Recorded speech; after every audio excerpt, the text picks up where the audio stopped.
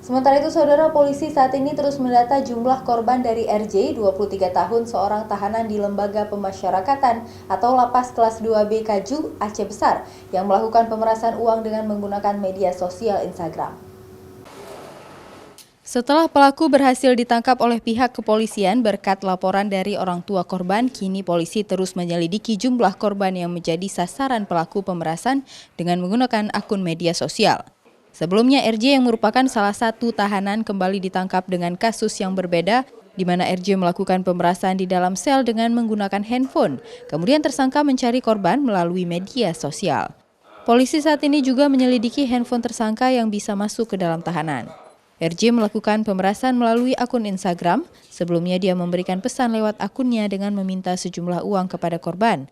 Apabila korban tidak mau, maka diancam akan memukul korban apabila berjumpa.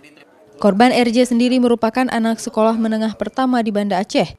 Modus dari pelaku ini melakukan pemerasan yaitu dengan melalui akun Instagram, memberikan pesan di dalam akun Instagram tersebut dan melakukan pemerasan atau meminta sejumlah uang yang mana apabila korban tidak bersedia untuk diberikan akan diancam dipukul atau dianiaya. Dari tangan tersangka, polisi berhasil mengamankan uang Rp400.000 serta ditambah dengan sejumlah bukti lain seperti struk ATM yang telah ditransfer sebelumnya.